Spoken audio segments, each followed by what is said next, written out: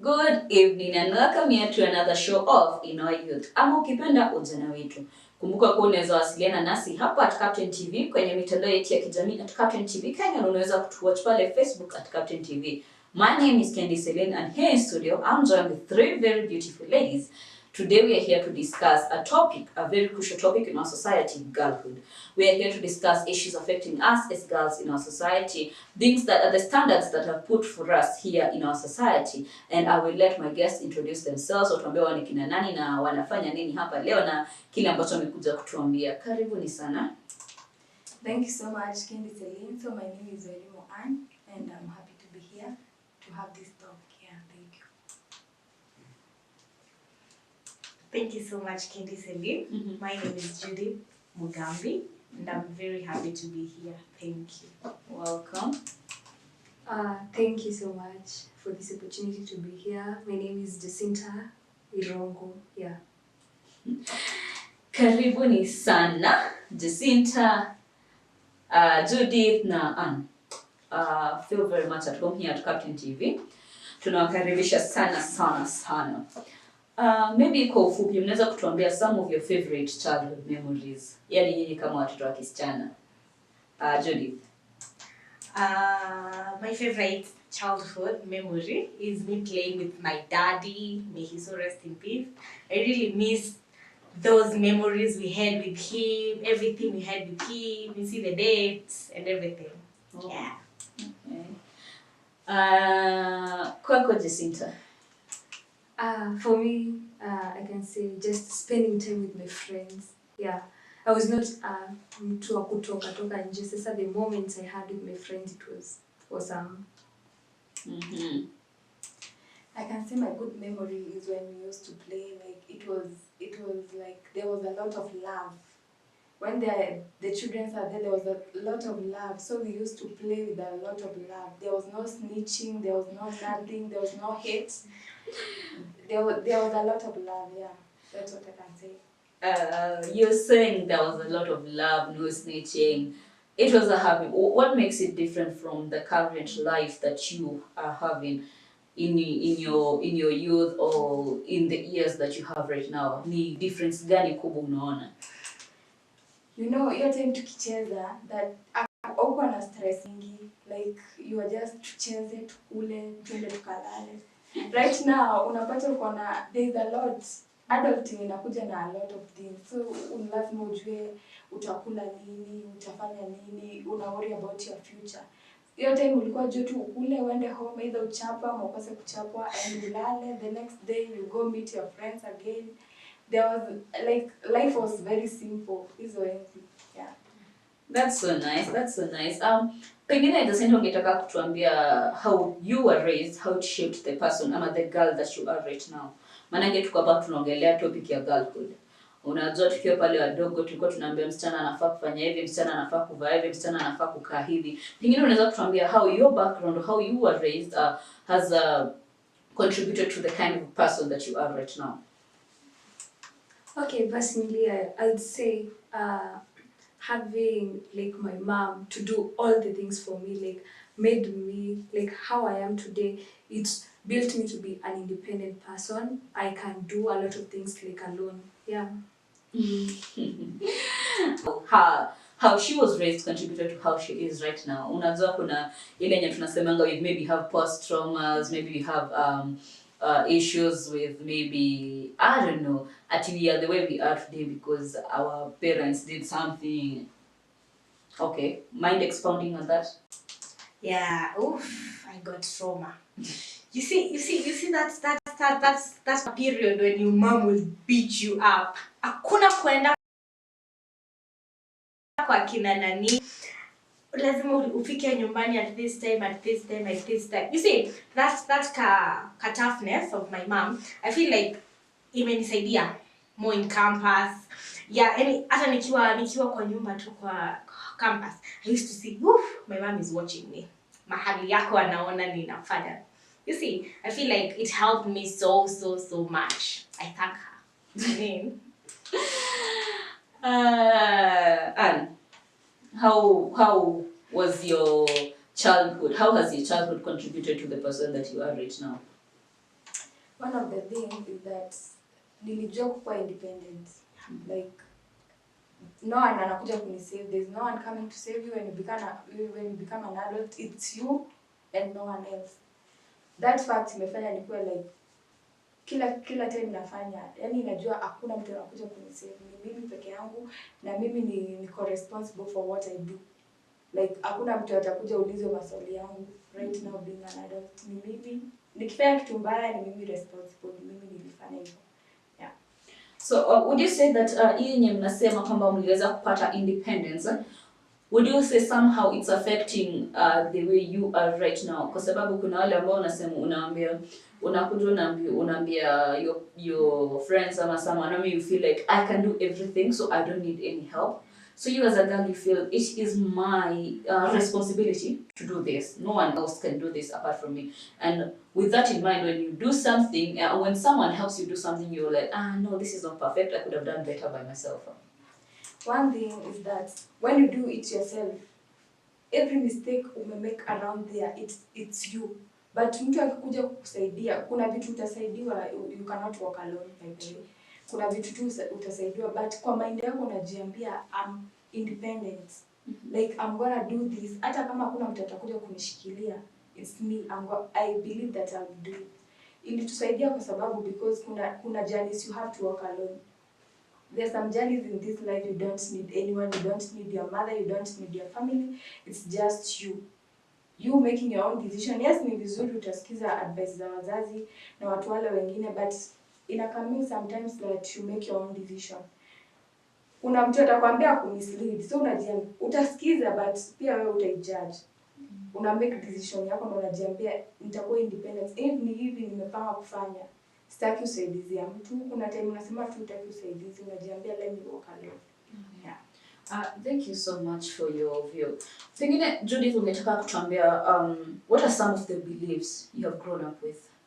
Yaani zile ambazo unajua mimi kama msichana sifai kufanya hivi, sifai kufanya hivi, nafaa kufanya hivi, this is what I should do, this is not what I should do. What are some of those beliefs that have stuck with you since your childhood? I've believed that no man should lower you in person. The way they say, you dressing this because of a man, you dressing it for you. I mean, I believe from childhood, I knew whatever I'm doing for myself, not for another person. And there's no person, okay, sorry to say men, but yes, men. Yeah, no man should lower you. Should lower you. I mean, you feel like I'm not enough or something. Man, you're enough. Yeah. Asante. Pengine Jacinta pia angetaka kutuelezea, what are some of these beliefs that you grew up with? For me, the biggest, it's just don't depend on any person. You don't have to seek a person's approval to do something. You're enough. You can do everything by yourself. Yeah. That's really nice. Pengine ungetaka kutuambia some of the people that have inspired you to be who you are right now. You know, some of the people you look up to, some of the people you have looked up to as you grew from that 5-year-old to your current age. Okay, for me, my mom is my biggest, the person I look up to a lot. Because I've seen her struggle, everything, providing me for things, doing a lot. She's my biggest, inspiration, the person I see and just say, wow. That's really nice. Pengine Judith pia angetaka kutuambia people who have inspired her through her journey of from a child to now. You're almost like that age where people refer to us as women. So yeah, tell us. Oof, that's a bit tricky question. I feel like I've been inspired by many people. Mm-hmm. My mom. Mm-hmm. Oof. Yeah, that woman, and my dad and my shosho. You saw those three people, they have inspired me so much. I've seen them, okay, I've not seen them grow, but I've seen them working so hard for everything they have right now. I feel like they're my biggest everything right now. Yeah. We really do appreciate our parents and our moms over here. Anne, who are some of these people who have inspired you to be the lady that you are today? Okay, my biggest inspiration are by my parents, obviously. I've been raised by two parents, by the way. Both my father and my mother, and also my sisters. I've learned that sometimes sometimes people are raised in families where dad didn't provide, you know. And coming from a Kikuyu community, I've known that si lazima mwanaume akuwe ndio mkule. You know, wanawake walikuwa wanafanya whether their men are there, yani whether their men were there ama hawakuwa, so ilikuwa kama support. Akuwe ni support, akose we will do this. Yeah. I think that's a topic that people should actually talk about how women are the ones who were the backbone of the house and not the men. Kwa sababu mzazi atakuja akwambia you see utamwambia mzazi nataka kwambia okay, I'll take care of it, and then we'll come and tell you, oh, take this ni mimi nimefanya hivi, ndio pengine you're seeing your dad hadi umuoni.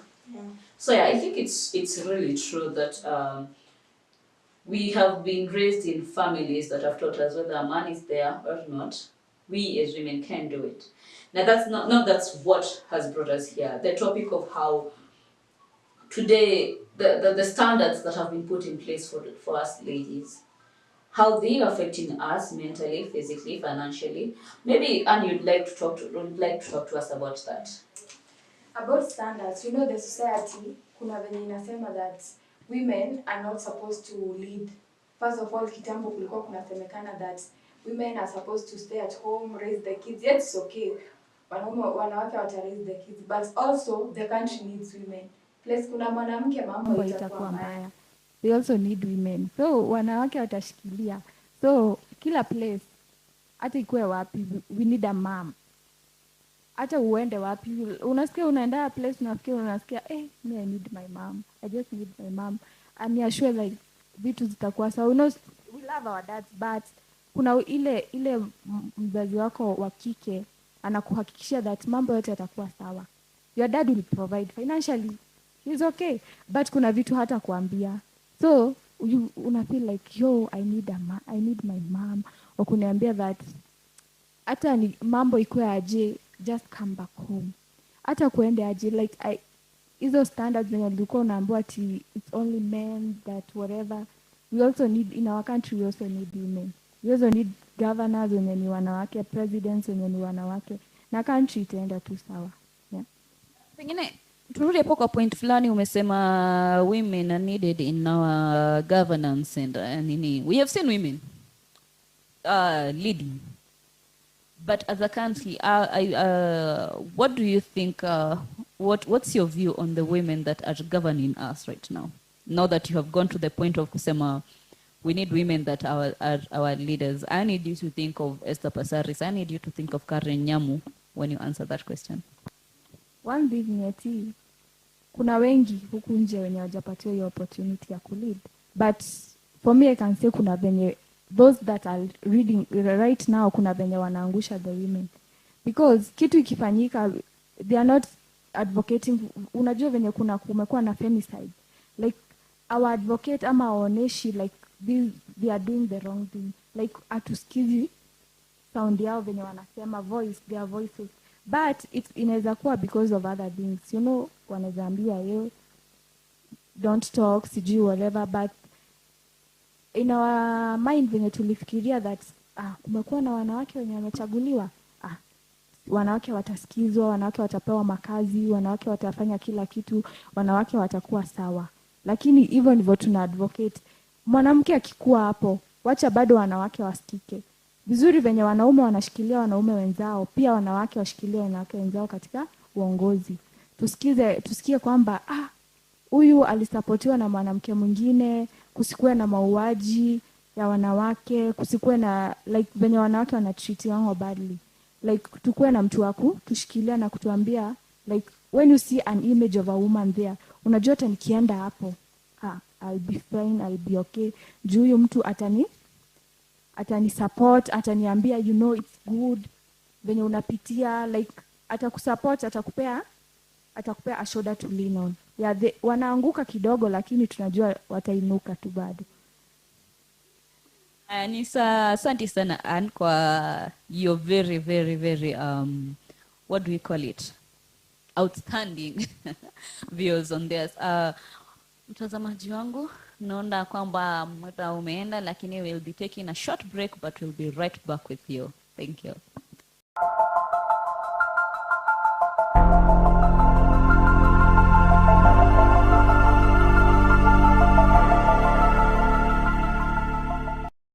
Karafisheni ya Captain TV mwihoko wa rucio riu turi hakuja Shifi, wewe Eldoret, Elbagon, Mau, Joro, Naikuru, Thufukia, Nyahururu, Olkalau, Girkil, Naivasha, Shamata, Daragwa, Karemenu, Kiawara, Endarasha, Nanyuki. tugatwekania kinya Timao Uratwamukira wega ta wega kuhitukira mitambo ya Signet. nĩ ũndũ wa matangatho ma biacara, ikuũ ona kana itangatho rĩngĩ o rĩothe, Ona cikaro cia mĩario. no waranĩrie na ithuĩ kũhĩtũkĩra 0725-163-888 Kana 0774-663-133. ona kana ũtũcerere gũkũ mũciĩ wa Nanyuki, Sogra Plaza, 2nd floor. Captain TV, mwihoko wa rucio.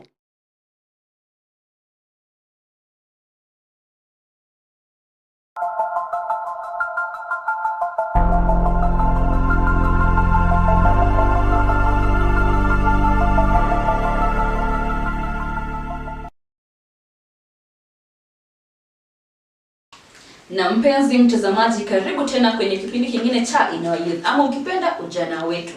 Kama nilivyowaambia, niko hapa studioni na wasichana warembo watatu jamani, na tumeweza kusikia some of their perspectives on things that go on in the society. And now to start us off, we'll start with Judith.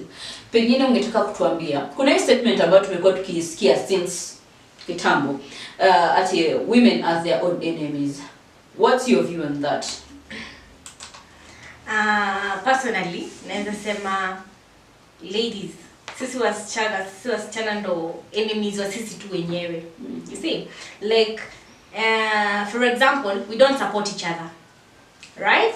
Maybe it's to venye ulikomentaja Karen Nyamu before. Tunaweza sema mkiona Karen Nyamu anakosea kwa politics or la personal life yake yenye ana post, we people, we don't support her. We ladies, we just don't support her. We just troll her.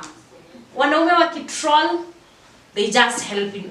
Wanaume wakitroll, troll, then we just help in trolling, right?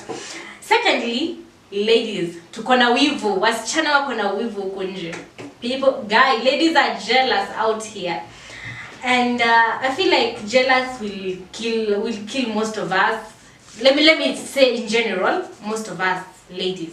Kwa sababu you're not happy your best friend or your other friend is succeeding, juu unaona kama ata kushinda some points, maybe in life or something. So I feel like Other than the whole negativity, the other okay, ni sawa women as their own enemies.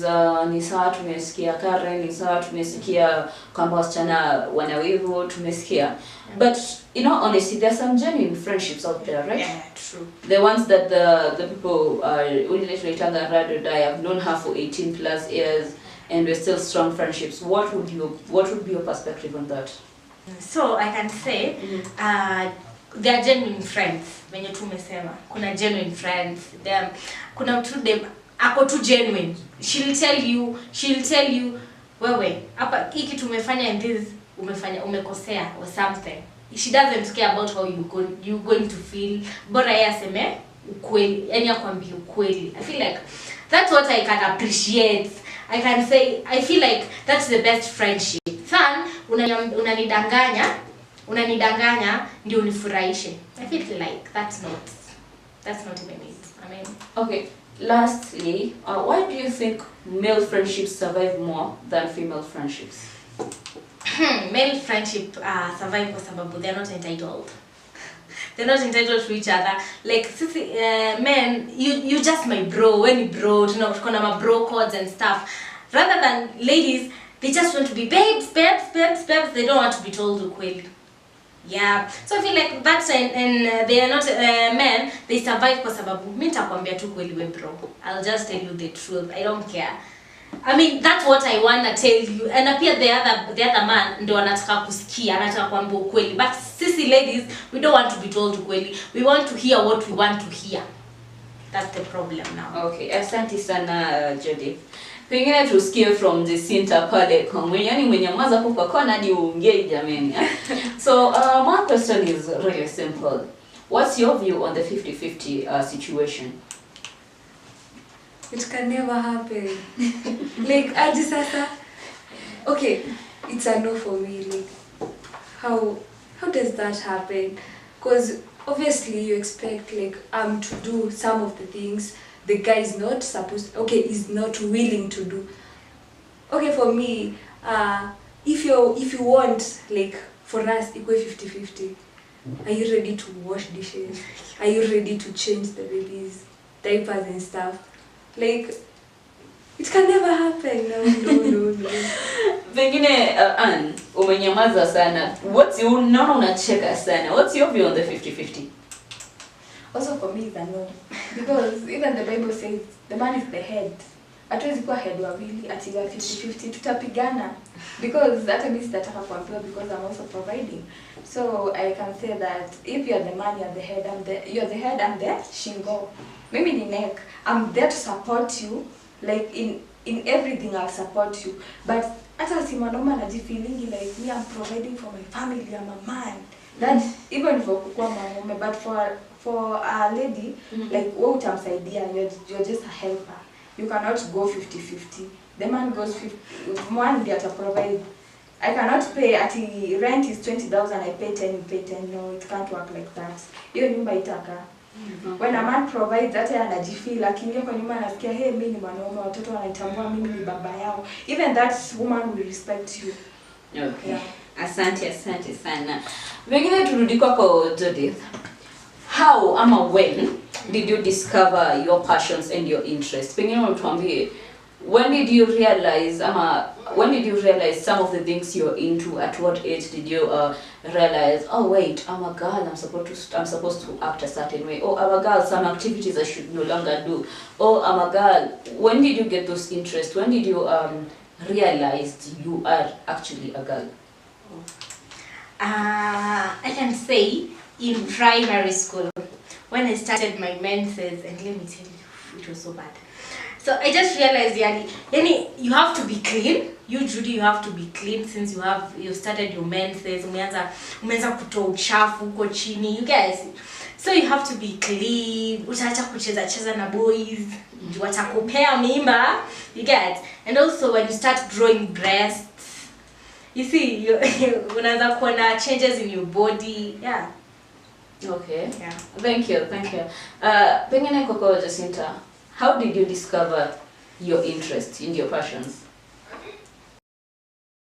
Okay, I can say like when I was just nikikuwa like kuna ile like the age unafika, you start like discovering okay, I can dance. Okay, for me I can dance. Like mwili tu unaona unafanya kama fulani unaona that was soft, that was ilikuwa poa. So I think just the moment like I started like trying to get to know things, trying to explore things. Okay. Okay. Thank you. Now, before we go on, back to you, Jacinta. What is that one experience that you had that made you realize I'm no longer a 5-year-old, but I'm now a girl, a lady? What was that one experience? Okay. When people started like looking me differently. There's this thing like people in your surrounding, your mom takes you differently. Like there's some topics, even okay, your elder sisters and stuff or the people around you, they're not like really comfortable talking about them around you. So I think so. You discovered it because of the topics that kidogo mazungumzo ikaanza kubadilika.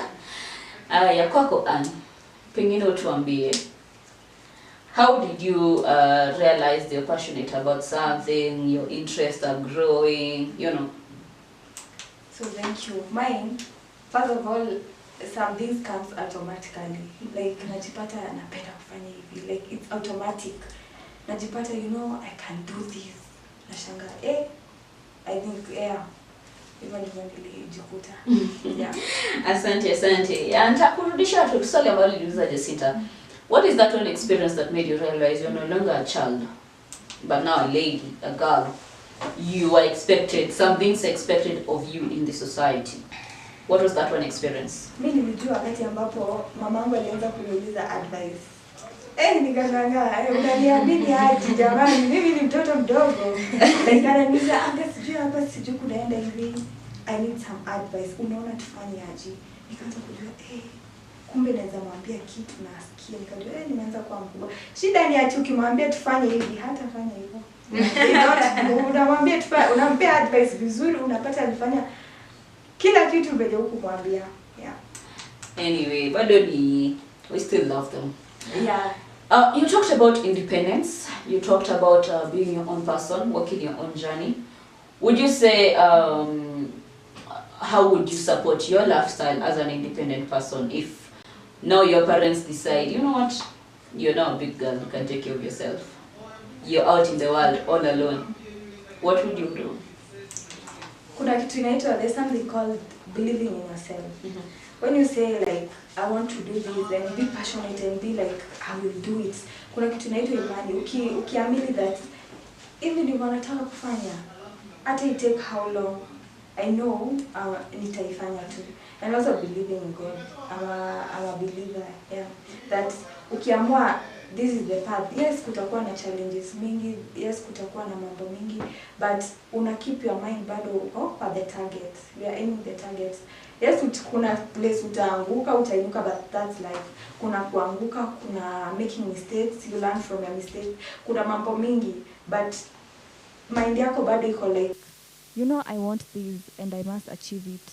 Utaanguka, utapakwa matope, utafanya nini, but kwa akili yako umejiambia this, kuna pahali nataka kufika.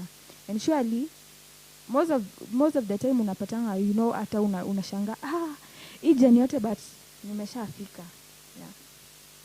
Sana Ann. Pengine Judith tukuje kwako. Kuna the way our parents raised us. If you could go back, ama if you could go back and literally talk pengine turudi kwako Judith, if we could go back to when you were a kid, kuna zile moments that our parents were a little bit strict on us.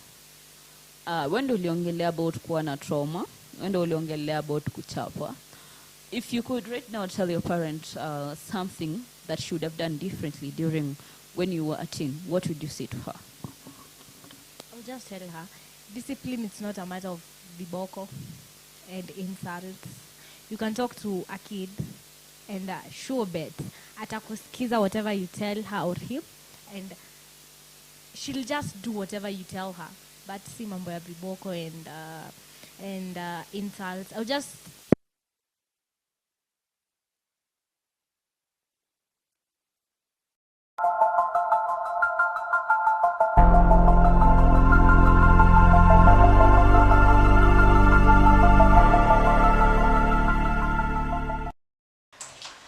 Wapenzi watazamaji, karibu tena kwenye kipindi kingine hapa kwenye In Our Youth, ama ukipenda ujana wetu. Kama nilivyowaambia, mimi ni Candy Selim. Tunaendelea sasa, naona kwamba mmetuma ujumbe. Mmeweza kuwasiliana nasi kwenye mitandao yetu. Naona hapa Moses akiwa Nyeri anasema anatazama sana. Naona Evans akiwa Nakuru anasema seeing you from Nakuru. Thank you so much Evans. Naona pia hapa kuna Frank from Nanyuki saying I'm watching you and I'm loving the ladies. Thank you so much Frank. Kumbuka kwamba unaweza kutuma ujumbe na unaweza kuwasiliana nasi kwenye mitandao yetu ya kijamii. Unaweza kututazama pale live kwenye Facebook @Captain TV. My three beautiful ladies, you have good smiles, great smiles. Pengine kwako Judith, if you were to write a letter to little you, what would you tell her? Thank you. I'll just tell myself, I will just tell the little me that you're worth it, you're smart, and you're who you think you are. Yeah, and you're enough. Clock it. Now, to you, Jacinta, if you were to send a letter to little you, what would you tell her? I'll just tell myself, be you, believe in yourself. Yeah, and you can do everything. Yeah, whatever you want, you can make it. Yeah. Okay, and what about you, Anne? For me, I'll tell that little girl that I'm proud of her because that alivumilia and alisema like we have to do it. Naweza kuwa very proud of that little girl. Naweza kwambia I'm very proud that you give up, that you continued kutia bidii. Like it's giving, yeah. Clock it. Now, now we've talked about the past you, the now you. What are your future aspirations? Who do you want to be? Where do you see yourself? Who do you want to become?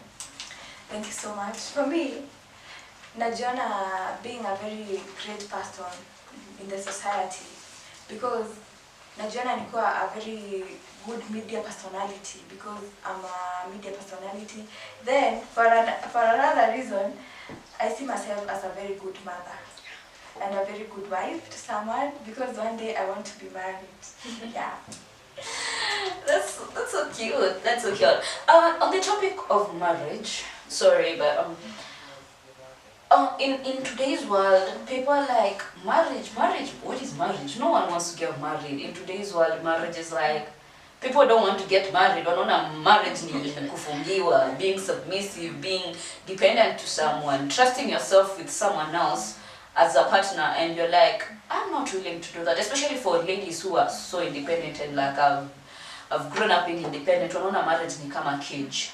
And now you're here telling us you want to get married. Okay, what's your view on the fact that people are referring to marriage as a cage, and you yourself said that you're independent? If there's one thing that I believe, your life cannot be my life. This is what we are in a different journey. If something didn't work for you, it doesn't mean it won't work for me. And another thing is that hata tukisemanga some marriages don't work, kuna marriages zenye zita work. Now it's about knowing what you want, na choosing the partner that you want. Ndio maana kunakuwa na kitu inaitangwa talking stage, kuna courtship before you even get married. Ndio ujue like ukwe kabisa I'm really getting into this. Ndio if kuwe na any red flags, ukwe like no, I can't do this.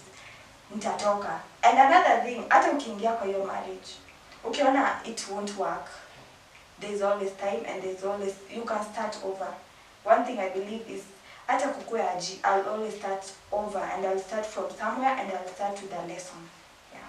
Thank you.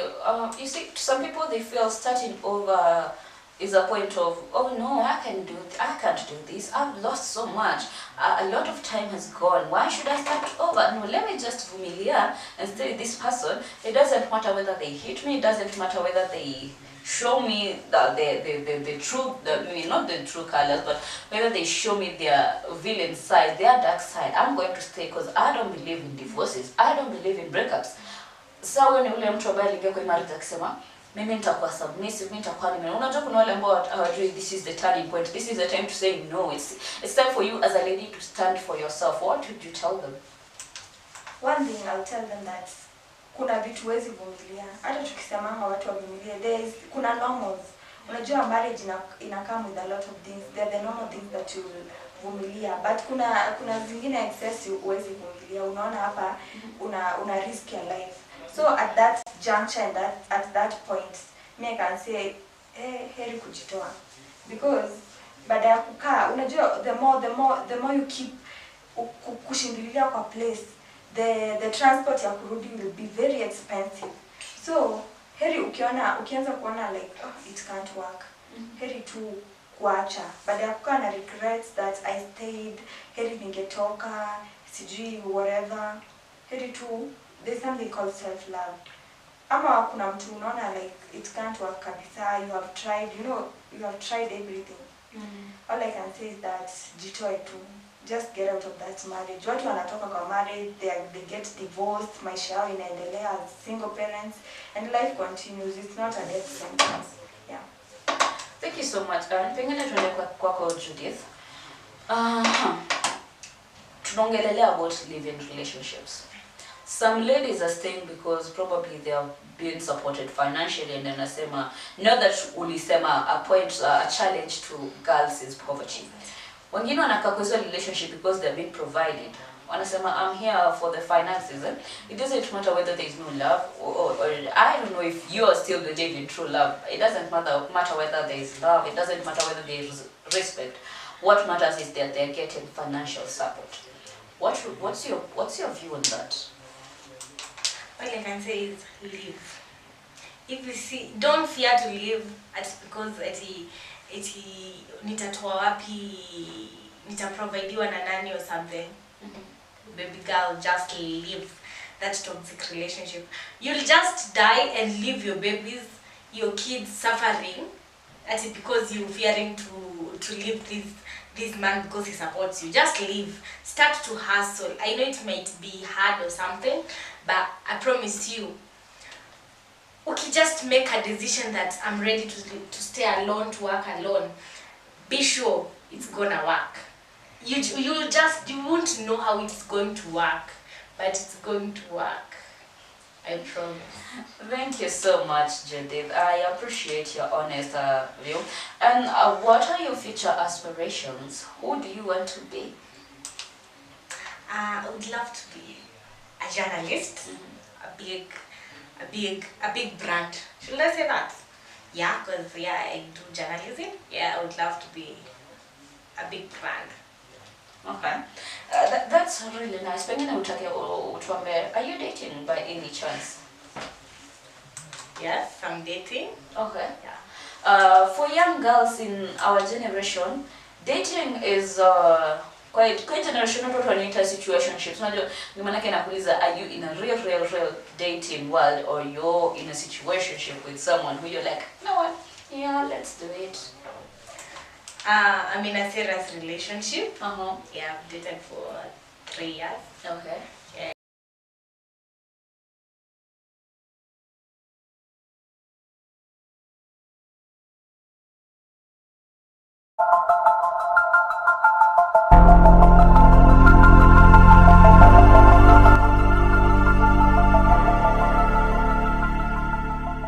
Urerorera Captain TV, mwihoko wa rucio.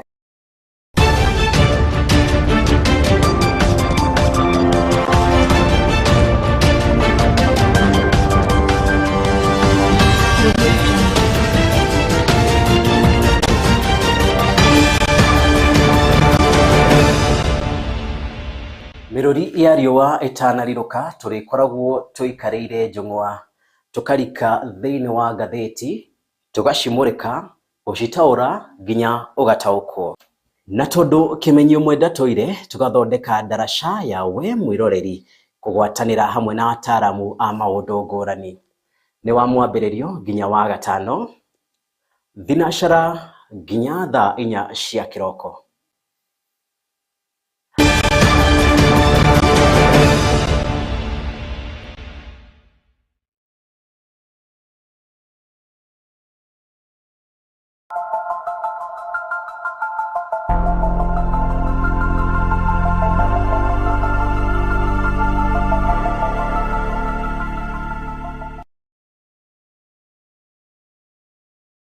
Nĩ mũthia wa wiki twaingĩra mũthenya wa Sunday shifi gũkũ Captain TV tũigaga Ngai mbere maũndũ-inĩ mothe tũkamwambararia kuma thaa 1 ya kĩroko nginya thaa 5.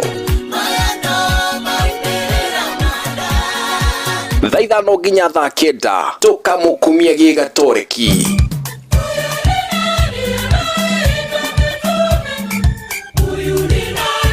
Thaa 9 nginya thaa 1 tũgakũihũrĩra cama wa gatene.